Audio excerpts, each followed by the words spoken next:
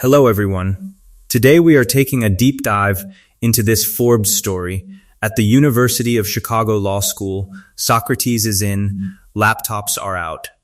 We are going to break down exactly what happened here and why this could be a preview of a much bigger shift across every white-collar industry.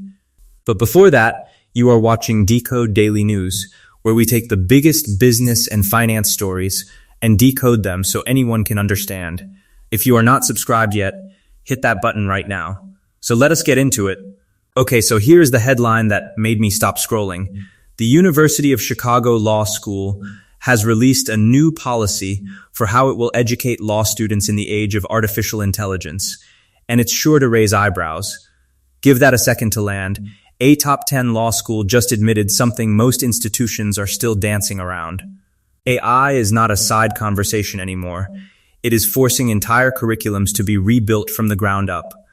And if a school this prestigious feels the need to act now, that tells you how fast this shift is actually moving underneath everyone's feet. Now here is what that decision actually looks like in practice. The law school plans to pilot a prohibition against the use of electronic devices such as laptops, tablets, and phones in its core first-year courses. Let that one sit for a second. No laptops. No phones, not even tablets. Think about how big a statement that is, coming from a school that has every reason to look cutting edge. They are betting that the foundation of legal thinking still has to be built the old-fashioned way, before AI ever touches it. And it is not just students they are trying to convince. We have always been willing to innovate with our curriculum to ensure that that's always true. This moment is no different, said Dean Adam Chilton. Notice the framing there. He is not saying no to AI.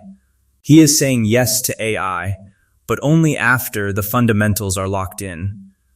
That is a very deliberate message to alumni, to employers, and honestly to the market, that this school still trusts its graduates to think without a machine doing the heavy lifting for them.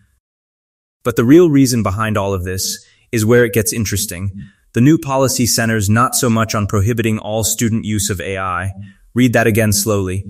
This is not a school panicking and slamming the door shut on AI. It is a much more calculated move. They are drawing a line between using a tool and depending on it. And that distinction is going to matter a lot more than people realize once other institutions start following the same playbook. And here is the part that actually explains the thinking behind it, as it does on making sure students do not rely on AI-provided shortcuts that help them produce easy answers but stunt intellectual growth. Sit with that phrase for a moment. Easy answers that stunt intellectual growth. That is a sharp way to put it. And it is not just about law students. It is describing exactly what happens to anyone who leans on AI a little too hard for a little too long. The convenience feels great in the moment, but the underlying skill just quietly stops developing. And that is really the tension every company adopting AI right now is going to run into eventually, whether they realize it yet or not. Now compare that to what is happening across town. Berkeley Law's policy reads, the use of AI is prohibited for aid in conceptualizing, outlining, drafting, revising, translating, or editing any work submitted for credit. Here is why that gap matters. Two elite schools, two completely different bets on the future of the profession. Chicago is trying to teach students how to use AI responsibly alongside strong fundamentals. Berkeley is drawing a much harder line. Neither one is proven right yet. And that uncertainty is exactly why this story is worth paying attention to. So, that is exactly where my take comes in, but real quick, before I give you my take, this video is for educational purposes only, not financial advice. Always do your own research before making any investment decisions. So what strikes me here is that this is not really a story about law school. It is a preview of the exact same argument every industry is going to have. Companies are already split the same way Chicago and Berkeley are split. Some leaning all in on AI tools, others pulling back hard. For investors, this matters more than it looks. Education, training, and certification businesses tied to professional fields are going to have to pick a side eventually, and picking wrong could cost them credibility fast.